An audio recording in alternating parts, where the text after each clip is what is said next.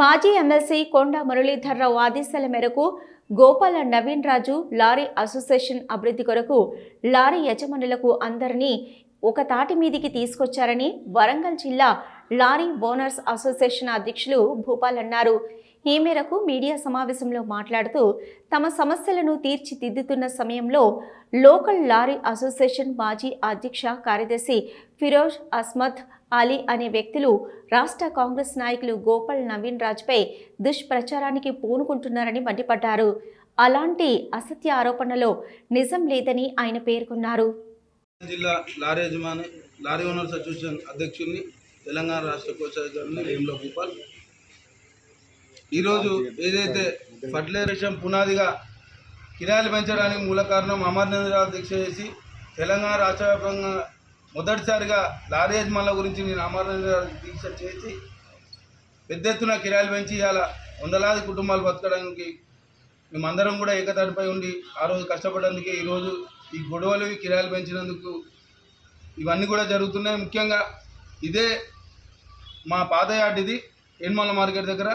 first స్టార్టింగ్లో ఇందులో ఫిరోజ్ అలీ అనే వ్యక్తి ప్రెసిడెంట్గా ఉండి అప్పుడు కూడా సుమారు 25 నుంచి 30 లక్షలు సంఘంలో ఉన్న డబ్బులు వాడుకుంటే అప్పుడున్న నాయకులు ఇదే కొండమురళి గారు వారి ఆదేశాల మేరకు చెక్కులు ఇచ్చి ఇప్పటివరకు కూడా చెక్కులు పాస్ కాకుండా అనంతరం ఇక్కడి నుంచి అసోసియేషన్ పోయి ఓరుగల్ అసోసియేషన్ అని గొర్రెకుంట్లో ఒకటి ఫామ్ చేసి వాళ్ళు ఇప్పుడు కూడా ఒక పెద్ద ఎత్తున 30 లక్షల పైగా వాడుకొని వాళ్ళే ముందుగా స్థానికంగా ఉన్నటువంటి నాయకుడు గోపాల్ నవీన్ రాజు గారిని ఎండి ఫిరోజ్ అలీ అజ్మత్ అనే వ్యక్తిపై కలిసి ఉన్నటువంటి కాంట్రాక్టర్లనే కానీ ఇక్కడ ఉన్నటువంటి లారీ యజమానులనే కానీ పిలిపించి గోరేమియా, నారాయణ, శ్రీకాంత్ అనే వ్యక్తులను వాళ్ళందరూ నేను కూడా అందులో లోకల్లో సభ్యునే మమ్మల్ని అందరినీ కూడా పిలిపించి వీళ్ళ లారీలకు సీరియల్ ఏమైనా లెక్కలు ఏమైనా ఉంటే